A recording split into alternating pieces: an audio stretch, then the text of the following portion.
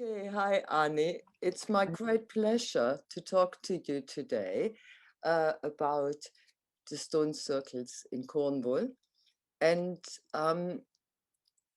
when I first met you many, many years ago, I met you as a teacher, and I did training with you, ceremonial work for women. But you generally are well known in the UK here. As a workshop leader who works in shamanic and ceremonial ways, as somebody who runs vision quests, who does wilderness work, rites of passage, and is also now, of course, an elder, much revered in the shamanic community here. And so it's my great pleasure to have a chat with you today about these circles in Cornwall. So as you know, we are recording this for Unity Earth Week, which is an international event. And we felt that you were the ideal person to talk about the sacred sites here in the UK and especially in West Cornwall. So would you like to say something about yourself? Just a bit about your background, who you are, what you do. Hey, Christa. Well, first of all, thank you so very much for inviting me. Last we've got here together. Who am I? I've been working for, yes, decades now. But my mother comes from the very southwest of Cornwall. She was born on a farm in a village called Zena.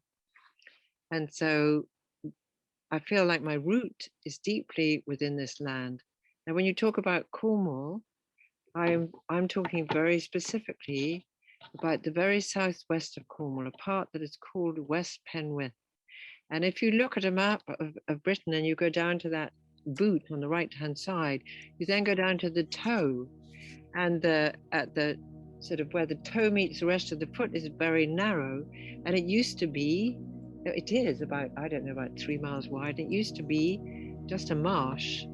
It was very difficult to cross, and it was only in Victorian times they finally built a causeway.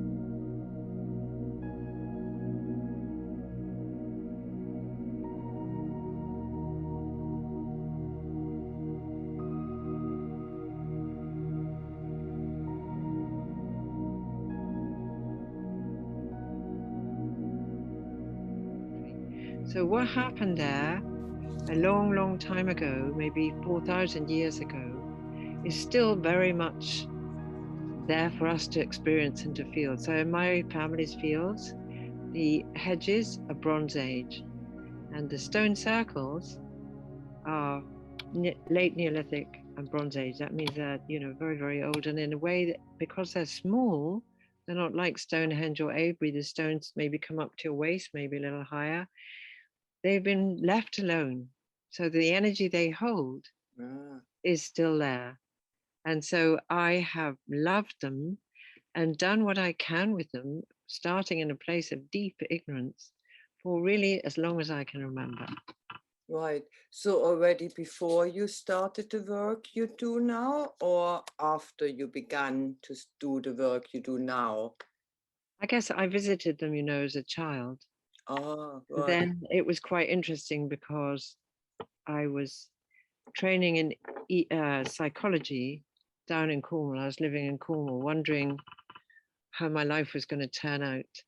And I was training in psychology, and this guy called Arnold Kaiserling, who was the president of the European Association of Humanistic Psychology, came to run a weekend for us.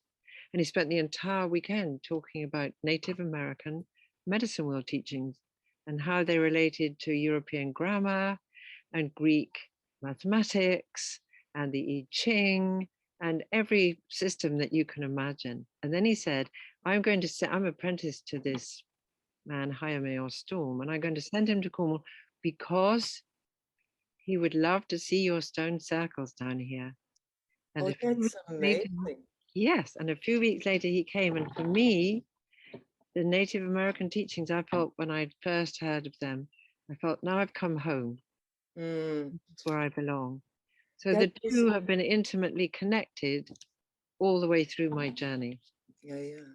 And so, of course, if you look at the North American teachings, and part of it is, of course, the medicine wheel, which is also in a way stone circles. So you have an incredibly deep connection, don't you, to the stones in Cornwall and the circles in West Cornwall, that tip. When you're working with the circles, so when you are in the circle, do you tune in quite easily? Do they feel like they are part of your roots? The thing is that I love granite. I moved to Bath some time ago, and it was very difficult for me because it's a place full of limestone. And granite is my stone, and it's full of crystals and feldspar, and it's just a rock that I talk to. When I started off, I didn't know what I was doing. There were no teachers. I just used to visit the circles over and over again, and I thought these stones have been communicating with humans for a long time, so maybe it's easier to communicate with these rocks than all the rocks lying around elsewhere. And so I used to just arrive, give offerings, go around, put my hand on them, see what it felt like. Sometimes we slept there on misty nights. And then later on, I started doing ceremony there. But I have to say that I've learned what I've learned from the stones themselves, from the place itself, with a little bit more. So, for instance, you talk about us going to Boscarnoon, and I was going to talk about the Merry Maidens, and I took a group to the Merry Maidens, and it was at Imbolc, the time, when the spring is trying to come in, and Bridget Bride, with all her poetry and her beauty, is trying to arrive, and the snowdrops are here, but basically it's still pretty cold and dark and wintry. So we went up onto the moors, up onto a hill above Zena, and collected crooked bits of old dead gorse and things like that. We came back and we made a great Cailleach figure, the old woman of winter. And then we went down to this fertile river valley at Lamorna, and we collected stuff. We made a form for Bridie, and then we took them up to the Merry Maidens to do their dance, to do their movement, to see what would happen. And what did happen? Hail came out of a clear sky and fell all over us. And we felt it was the old woman saying, I'm not finished here this year. I have more to do. Don't think you can banish me that quickly. Yeah, that's wonderful. Because that's how they speak, isn't it? You certainly, once you tuned in, you can hear the messages. I remember working with you at the Merry Maidens when I did that training with you. And I remember we had to go up. You ordered us up to the Merry Maidens before you started. You ordered. There's no doubt. No, what you basically said is go up and greet the guardians. And when you greet the guardians, I will never forget that, off the stone circle. That was the first thing I learned. You actually greet and you make yourself known and you ask permission if you can enter. I learned that from you that first weekend. And then I remember putting my hands there, the one and the other. I said, I think they were too far away from each other. And you also had said, as far as I remember, you will begin to set your intent for the weekend. And it was just as if it was suddenly coming to me, my intent for the weekend. And I was fairly new to this work, you know. So I just thought, okay, so this is obviously the intent. And as the weekend progressed and came to a close, all the things fell into place with the intent I had set at the Merry Maiden, and it was magical. So just to throw that into the equation, my memory of the Merry Maiden. So you work with the Merry Maiden a lot, but do you also work with other circles? Tell us a bit just about stories, things you know about the circles. Recently, I've worked a lot with the Nine Maidens because I've been over that side. I mean, I'm mostly talking about because I mostly know circles in Penwith, but actually, if you drive down to Cornwall on the motorway, there is a circle about 3 minutes drive from the motorway, which you cannot see from the motorway, although you can see the motorway because the circle's hidden in the land. And if I can, every time I go in, I drive off and go there and I thank the stones and I thank the energies for holding the place the way that they do. And I ask for that things will go well for me down there. And then when I leave, I go there again and I thank them for all that has come and pray that they will continue to hold the place in a good way. That I return with that.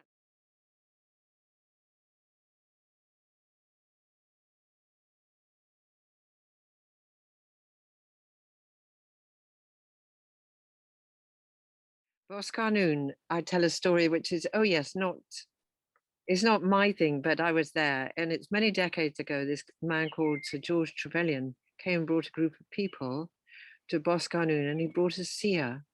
And he told this beautiful story I never forgot, that this is how they used to work that circle a long time ago.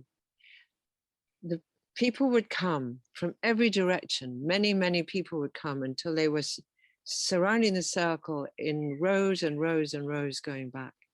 Inside the circle were the priests, and they would work with the energies, building them and building them. And meanwhile, they put a dome, like a rainbow dome, holding the energy in over the circle.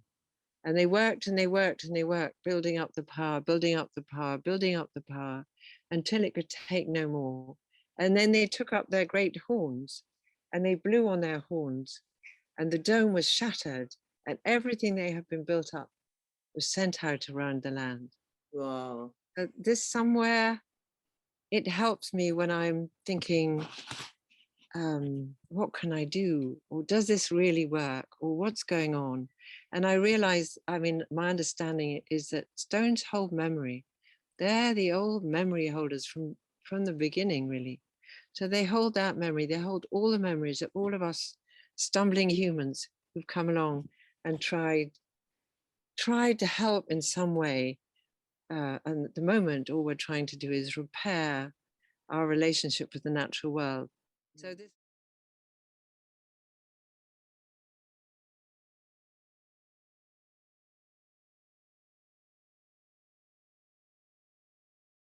So this, I can now move from there to this last weekend, which is the weekend when these grand leaders of the world leaders turned up in little Penwith, which was really funny. And I thought, what can we do? What can we do?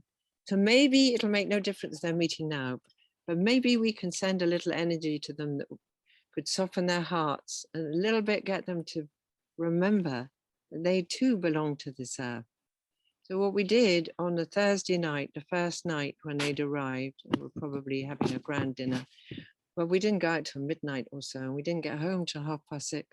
We went round all the circles in Penwith, and we started with the Nine Maidens, Boskednan, which is a beautiful circle high up on the moors, and it looks to a little headland that's rising up, and beyond that headland on each side are the ocean. And it feels like you could run from the circle to that headland and it would take off to the stars. And somewhere it really connecting with the stars. And it has a wide range of, you can see all the way around you, so that you're feeling your way out to the other circles, to the other fugus, to the quoits, to all the other sacred sites around in that area. So we started there, and we were a bit purist. We thought we cannot go and light up this grid with petrochemicals. So therefore, we can't use tea lights. We had jam jars. So this friend went to the tip and got 80 jam jars and cleaned them all up. And then we got vegetable oil. And then he bought these little wicks, clever little wicks from France. So each circle we came to, we had to collect 19 or 20 and prepare them all and then light them in the dark in the wind. It was but we did it. So each circle up at Boskednon was lit up in a strong wind. And we had to drive up to this mine Ding Dong up a terrible rocky path and then walk in and hope that we'd see them in the dark. And then we went back and we went on to Tregasil, which is also high up on the hills. And it's near to a rocky outcrop called Carn Canidjack. And the wind calls through that rocky outcrop. It's a natural outcrop and makes strange sounds. And when people became more Christianized, they got quite frightened by those sounds. Called it the Devil's Carn. But really, it's a place where the wind is really singing the stories of the earth through the rocks for us to hear.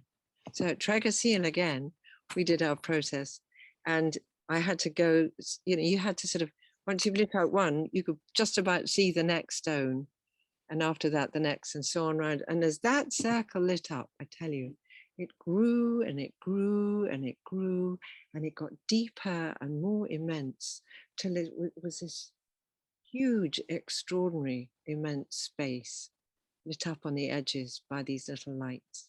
It was really grand.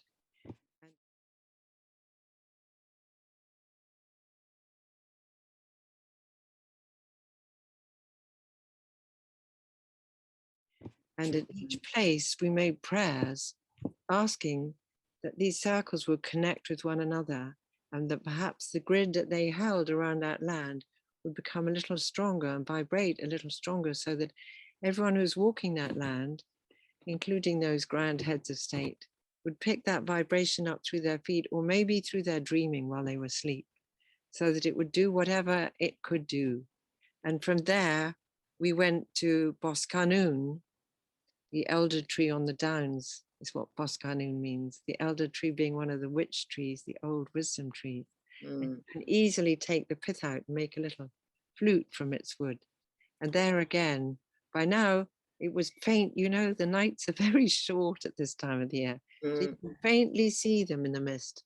And that circle said to us, that was the one that I told you about, with all the people coming. And we arrived there, and I didn't remember that story, but each one, you're right, we just had to wait and ask permission and see if they would let us come in. And when we were waiting and asking permission, it said, well, where is everyone? Like, 2 of you?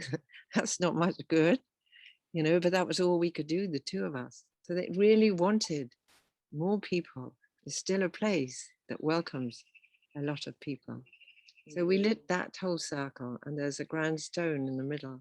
We put a light under there. And then we went finally to the Merry Maidens, the Dawn's Mane, the dance of the dancing stones, sacred stones. That's what that really means. I mean, there's a story that says, a wedding party went up there and danced, and they danced too late. They danced after midnight on a Saturday, so they were dancing on a Sunday. And the Cornish at one time were Methodists. They were very, very strict about Sunday being a serious time. So one of the stories is that the dancers were all turned into stone, but actually Dawn's Mane is Cornish, and it actually means sacred stones, the dancing stones, the stones full of light, the stones full of light, those stones that are alive and already in movement.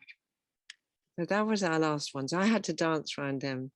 I was fairly tired, but never mind, I had to do it and sing to them. And now it was a bit lighter, so I could see where I was going and not trip over brambles, which was, of course, helpful. Boscanún was full of rabbit holes. Yeah. So in the end, we managed to light the whole matrix Wow. And each time when we left, we looked back and there they were. All the lights were there. So we did what we could. And I feel a lot so I love those circles so much. But also I feel with this work, I can't say that I'm a specialist. I can't even say that I know what I'm doing. All I can say is that I love them. And I try to respond, and I try to respect them, and I try to visit them as often as I can and take offerings and make prayers, and just to keeping alive that connection between humans and rocks, so that we might learn from them and we might hear from them. Because I'm always telling people when I'm sending them out on Vision Quest, never mind your dream of life. What dream of life does Earth have for you? Yeah. What is it? How could you fulfill your destiny? What might your destiny be? It might not be at all what you wanted. And what were we talking about? We were talking about the women. There's an old Native American story called The Woman Who Fell Through the Sky. And it starts off, and it's a creation story about how the earth is made. And it starts off, this girl, she's at sort of the age when she's into finding a relationship. And she has a dream. And in the dream, her father says she should go and marry this old magician. And she tells her mother in the morning, her father has already died. And her mother says, no way, Jose, don't do that. He's a cruel man. You'll have a miserable life. But she did it anyway. And you could say that maybe it wasn't through her father and through her dream. The earth told her her destiny. And yes, he was a cruel man. And yes, she was thrown out of this life into another dimension. But she fulfilled her destiny, which was to enable our earth that we live on to come into being. And sometimes our destiny may not be at all what we want for our lives, but surely it's the grandest path to follow if we could only find it. So going to places like those stone circles allows us to start remembering and strengthening our connection and finding a way back into a relationship with the earth and the stars and the whole of creation. And then starting to resonate with that and stumbling along and making mistakes all along the way. That is fine. We can only do, as this guy, David Smart Knight, and kept saying to me, we can only do what we can do. But at least if we do what we can do, I would add, at least we've done that. Yeah. So it's like not being precious, not being an expert, not telling anyone this is how it is, because we actually don't know.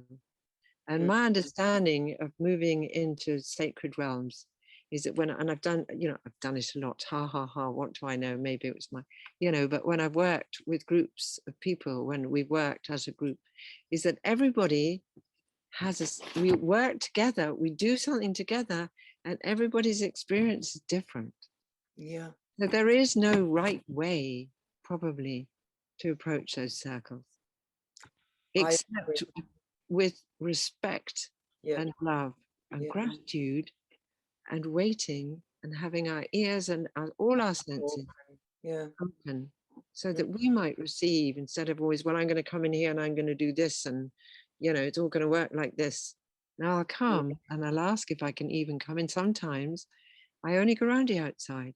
I never walk in when I visit, because it doesn't feel, it's not the day. Yeah.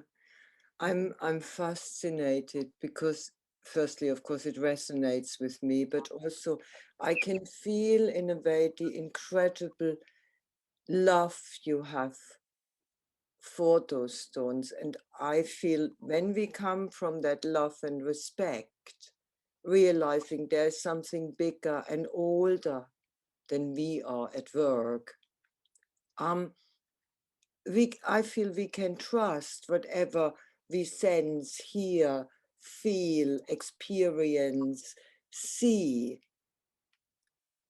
is kind of important for whatever reason, we're going into those stones. And sometimes when you just said that you lit up the grid in a way, I often feel doing my best with a clear intent and with the love and respect this deserves, and the rest I need to leave up to what? Shall we call it the universe? I don't know.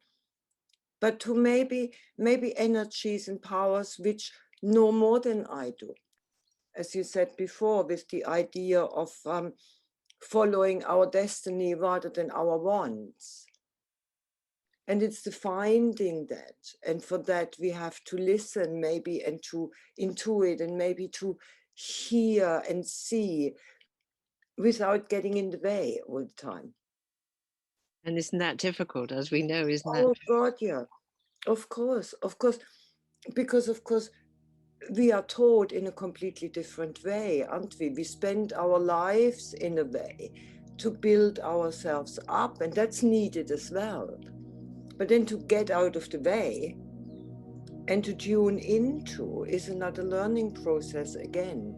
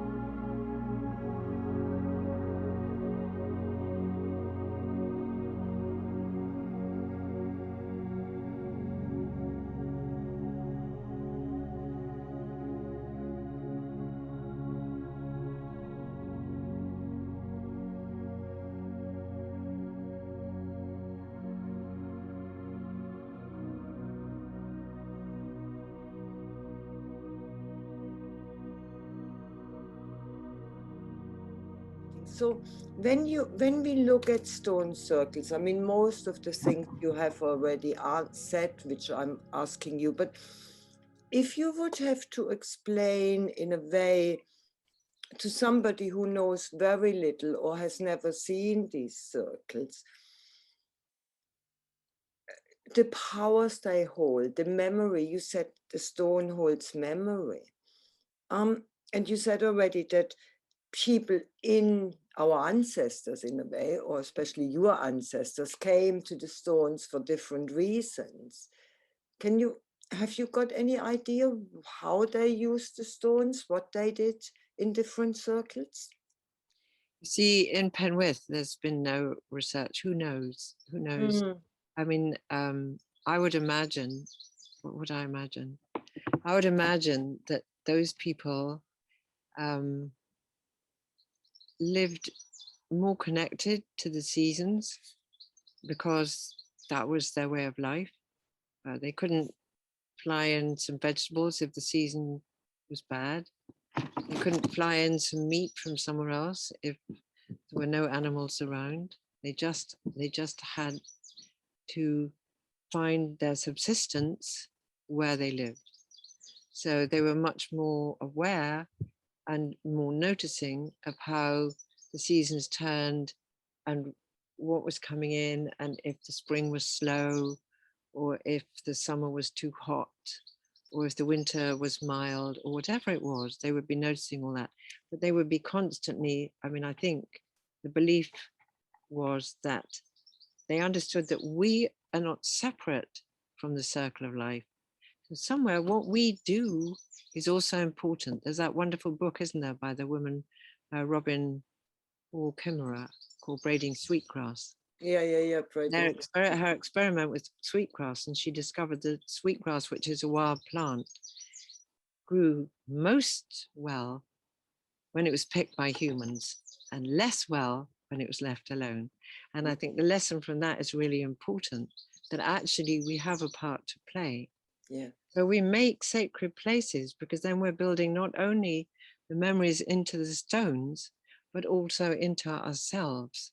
So it's rather like, I remember being told years and years ago in church, a man said, you know, we use incense. So when you smell that incense, you're remembering the holy. But when you hear the songs and the organ, you're remembering the holy. Not that he said the holy, he probably said Jesus Christ or whatever exclusive way that he went. But it's the same thing. If we set up a place and then we go there and we only we keep it sacred. Yeah. And when we go in there, we remember, we also remember, and we drop into another space in ourselves. Yeah. And then we go back out and we fight and we laugh and we get our food and we fall down a hole and whatever else we do. But every time we go back there, we only have to arrive.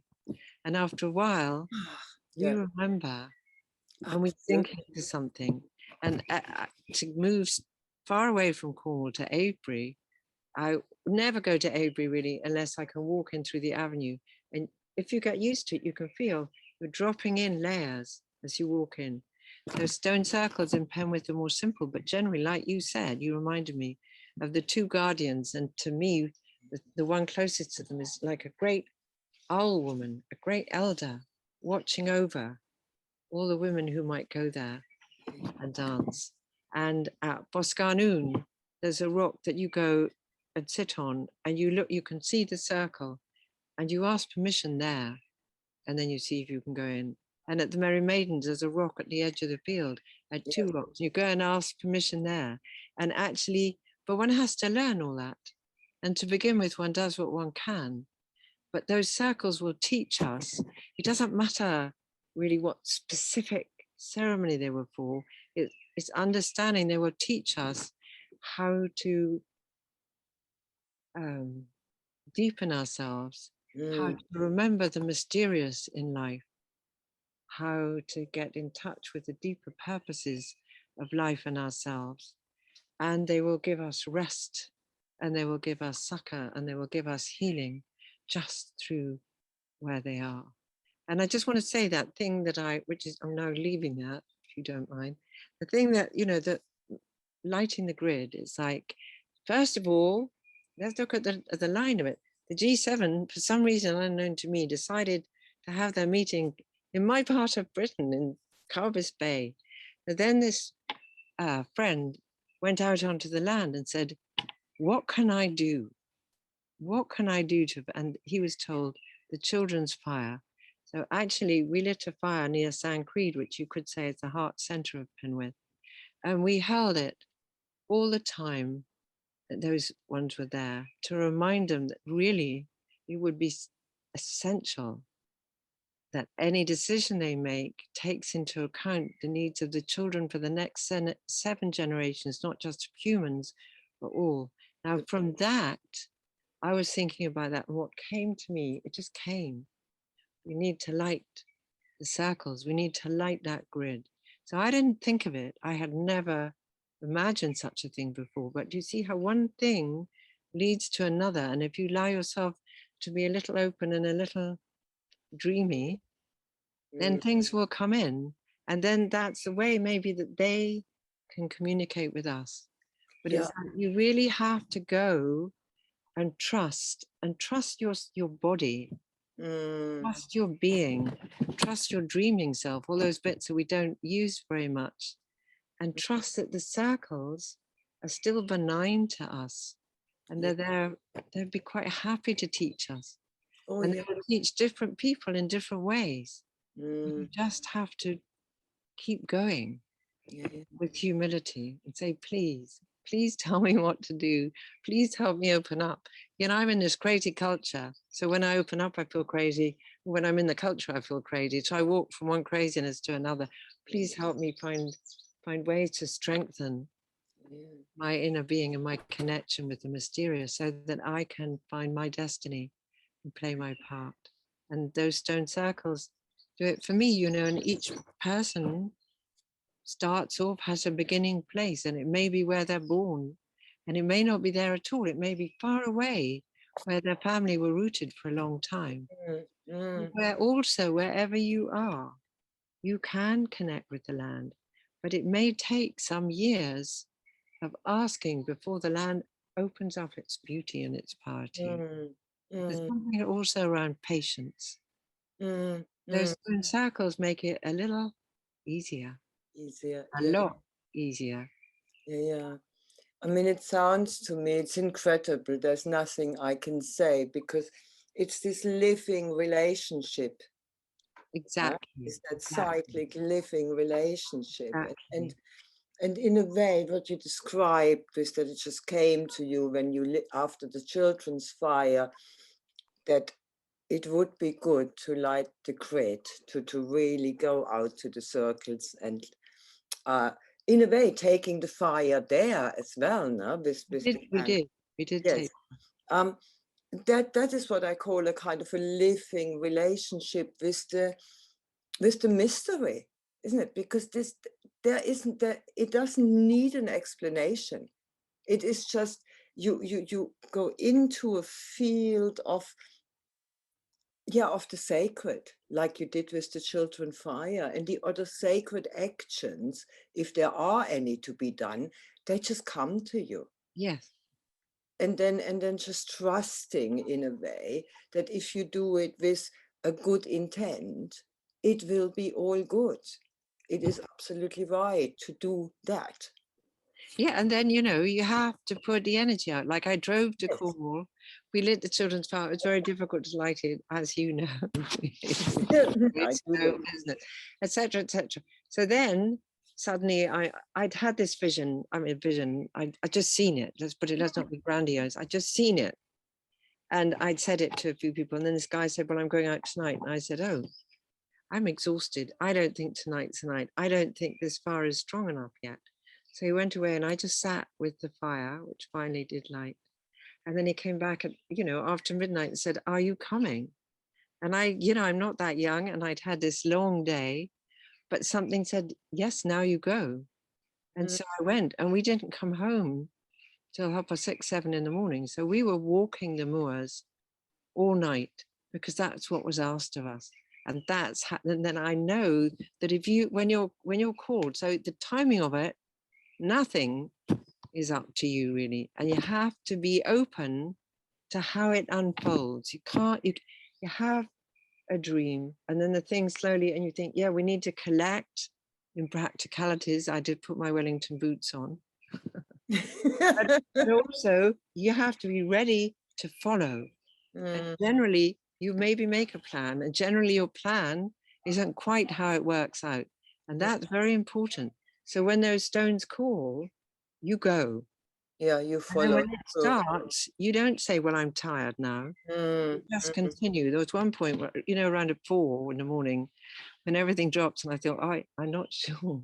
I'm feeling really tired. But I just walked on, and we walked through it, stone, the next stone. I don't know where I was at that point. And then it went. And it's like that. You have to give back, and you have to respond, and you have to understand that human clocks are actually, I know the sun measures time for us each day as he walks across the sky. And we've now measured it down again into these little segments, but really we know that time is just a bit of figment of our imagination. And outside that, it's endless, like what happened at Tregeseal. Showed me the depth of it all. And that there's, and then I had to come back to walking away. So you have to be able to open up to the depth and the vastness. Then come back to, now I've got to put one foot in front of the other, not trip over a rock. Managing to hold those different things at the same time. So when you go to a stone circle, you're noticing who else is there. You're very careful if you put stuff around that, you take it all away. So it's clear. The energy is back to itself for the next people. So you are being practical. You're allowing that expansion which they will give you. So that you keep learning to hold the two. What an amazing thing. The Shida and the Hokshida. That's how I was taught it, those words. The Shida is the me, and the Hokshida is the me that's part of the all and the everything. And they will, so maybe I'll say they're gateways. This time, they're gateways for us into the sublime, into the mysterious.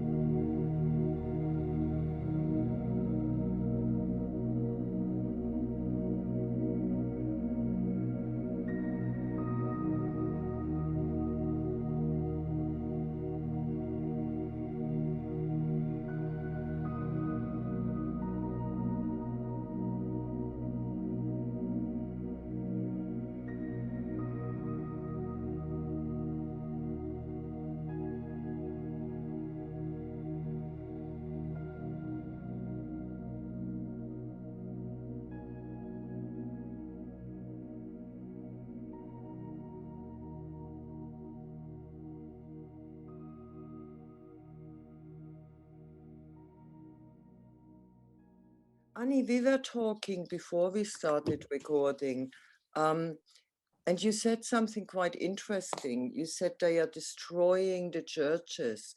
And of course, we both know that our biggest, most famous stone circle is at the moment also under threat through an infrastructure project of this government. But I wanted to maybe go there more generally and just explore a bit with you and get your insight and intuition and that deep knowing you have about what is actually happened with a kind of destruction of the sacred, that our world pays less and less attention. Well, not that we can destroy the sacred because it's there anyway, but that dishonoring, that disregard, that diminishing of the energies, and that applies to stone circles, I think, as well. Even, and that is the positive, there is also now a big movement worldwide for these sacred sites. So do you feel you want to say a bit about that? I'm thinking of David Abram, and I haven't got quite his words. He talks about how we're seduced, but there's a stronger word, but I can't think of it, by our own magic. So in this culture, we're so entranced, is a better word, by our own inventions, our music, artificial intelligence. I mean, it is extraordinary that we forget everything else. And forgetting everything else, we actually forget most of our physicality, our other senses. And that's one thing. And another thing, that I've done a lot of work with young people, taking them onto the land. And I'm always told, you can't do anything religious. They call it all religious. And so I was invited once to go and work with young men who were about to come out of orphanages in Romania. And one of the things I was going to do was ask, would I put them out in the land for the night? And then the charity got cold feet and thought, oh my God, they'll think you're sort of pagans, and say something happened to them. Pagans kill boys in some frightful devilish rite. Could you bring a priest with you? He said. We could just sit and read the newspaper. But so there are many ways in which we have cut ourselves off from an honoring of the whole of life, because we daren't mention the word sacred, holy, religious. And the sad thing is, when I take kids out onto the land, the sacred doesn't exist in their vocabulary anymore. They don't have a big, and I may have been brought up a Christian, and I may have rebelled against Christianity for all sorts of reasons, partly because I'm a woman, whatever, that doesn't matter. But at least I understood that spirit was part of life. And then I went exploring. I looked for the spiritual, because it named something that was in me. And now that naming isn't really there. But even when people not only don't understand it, they don't honor what is there. So if we go back to sacred sites, we go back to Stonehenge, and first of all, everyone wanted a tunnel made so that the cars would be kept away. And so finally, after 20 years or something, they design a tunnel that is just totally disturbing to the sacred site, because the designers don't have a clue, it seems, what is sacred and how to honor it. It makes a huge difference. And I'm very sad. I live in Bath now, and we have this beautiful great abbey, which is, you go in and the stone is reaching up like great beech trees in a forest. And I'm sure that's how they meant it to be. But it's no longer very holy inside, because actually more time is given over to the tourists than is given over to prayer. More time is spent with people going in, not doing anything terrible, but not building up the energy that you need, that humans, because remember, we're part of it all, need to build up for this thing really to operate. And I was in Morocco not that many years ago, 3 or 4 years ago, and we were in some market and everyone was rattling on and chatting, and there was some radio on with music, blah, blah, blah, blah, blah. And the Wetzing called out, because they call out, I think, 3 times a day, and everything stopped for 2 or 3 minutes, and the music was gone, everyone was silent, and we all remembered the holy. And I thought, whoa. And then it all started up again, but we were constantly remembering. So what can we do for our sacred places is to go in, and people are embarrassed about praying, and are embarrassed about talking about the holy, but don't be embarrassed. And I'm sure that 99% of the people that we're talking to here are not at all embarrassed. But it's like, don't think you have to do it in the right way. It's just going in and honoring. If we keep going in and honoring those holy places, then energetically that memory will be there. When the next humans come in, they'll feel it, and it'll be easier for us. And slowly, it's like we're building up that rainbow dome. Do you remember, over Boston? Yes, I remember it well. It came to my mind right now. Yeah. And we're building it up. And maybe we'll get to a point where there's so much energy has been built up again, that those circles, my matrix thing was just a little beginning, will really be able to send out energy over the whole land, and over the ocean, whatever they used to do. But it's like those little steps. And as you and I talked about, it's being prepared. How did you put it? To persevere. Yeah. So when you don't feel like doing it anyway. When you go to the stone circle, you've got friends and you think, God, they're going to think I'm an idiot. You do it anyway, and be an idiot. It doesn't matter. But keep doing it because it's the reciprocity. I go to those circles because there's been reciprocity. There's been a connection between them and us, the memory holders, and us young ones, us little brothers and very young sisters. And we can regain if we just start simply with humility and hold certain places. It's like, the kitchen is where I cook. So cooking is what I think of when I walk into the kitchen. The bedroom is where I sleep. The stone circle or the coit or wherever, or the church or the mosque is where I go to remember great mysteriousness of life. And so keep doing that, please. And they will start blossoming and flourishing and fruiting all over again in a grand way. And those little circles in Penwith will become so strong that people will be called from all over, or maybe they won't, but they will be affected by, I can see it. They'll be like, like those great satellite dishes. They will be doing again what they were built to do. They were We built. don't even really need to know exactly what that is. Absolutely, absolutely. This is part of the great mystery, but we are acknowledging it now, and Yeah. we're working with it. Yeah. And we are with it. We are there with it. Yeah. Yeah. Yeah. Arnie Spencer, as always, it is amazing to talk to you. And I so wish we could show a film of you in action, but I also know, and that is also one of the beauties about ceremonial work, it doesn't get filmed. It is a work which is sacred and in the moment.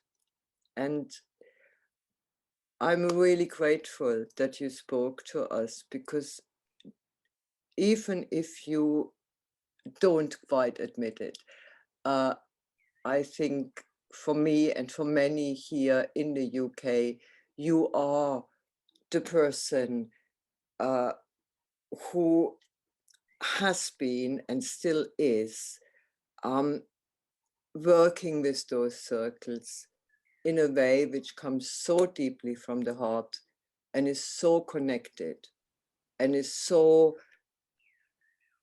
connected and open to Earth as well as the wider universe, that it is just an honor to hear you talk about that. So thank you very much.